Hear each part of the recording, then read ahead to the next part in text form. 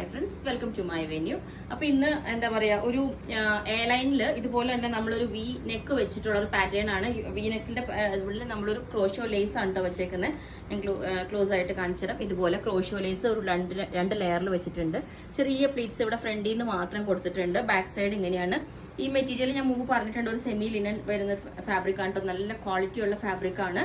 ഇതുപോലെ ഇത്രയും ഒരു ഹക്കോബയുടെ ഡിസൈനൊക്കെ വരുന്നുണ്ട് കണ്ടോ. ഇതുപോലെ വരുന്നുണ്ട്, ചെറിയൊരു സീക്വൻസും എല്ലാം.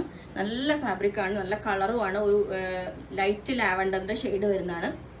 എയർ ലൈൻ പാറ്റേണിലാണ് നമ്മളിത് ചെയ്തേക്കുന്നത് കേട്ടോ. ബാക്ക് സൈഡ് ഇതേപോലെ ഉണ്ടാവും. പിന്നെ വിത്ത് ക്രേപ്പ് ലൈനിങ് ആണ് കൊടുത്തേക്കുന്നത്. നല്ല ക്വാളിറ്റിയുള്ള ലൈനിങ് തന്നെയാണ് കൊടുത്തേക്കുന്നത്. പിന്നെ ഇനിയും ഇത് കോട്ടണിൽ വന്നേക്കുന്ന ഒന്നാണ്. അതുപോലെ തന്നെ ഒരു വി നെക്കിൽ കുറച്ച് വീതിയിൽ ഒരു ബോർഡർ വെച്ചിട്ട് ഇത് ചെയ്തേക്കുന്നത്. ഫ്രണ്ടിൽ ഇതേപോലെ തന്നെ പ്ലീറ്റ്സ് വെച്ചിട്ടുണ്ട്. ഇത് വിത്തൗട്ട് ലൈനിങ് ആണ് കേട്ടോ ചെയ്തേക്കുന്നത്. ബാക്ക് സൈഡ് ഇതിൻ്റെ ഇങ്ങനെ ഉണ്ടാവും. അപ്പോൾ ഈ ഒരു പാറ്റേൺ വേറെ ഏതെങ്കിലും ഇതുപോലെ ഉണ്ടാവും.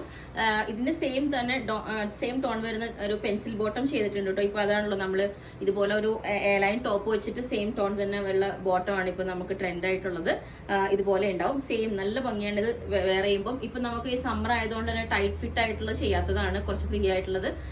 കോട്ടൺ ആണെങ്കിൽ കൂടെ ടൈറ്റ് ഫിറ്റ് ചെയ്യുന്നില്ല. ഇതുപോലെ ലൈനിലും അനാർക്കലിയൊക്കെ ചെയ്യുമ്പോൾ നല്ല കംഫർട്ടബിൾ ആയിരിക്കും. അപ്പോൾ ഇതിന്റെ എല്ലാ സൈസും അവൈലബിൾ ആണ്. ബുക്ക് ചെയ്തിട്ട് ഒരു 7 വർക്കിംഗ് ഡേയ്സ് കഴിഞ്ഞിട്ടായിരിക്കും ഡെസ്പാച്ച് ചെയ്യുന്നത്. Okay, thank you.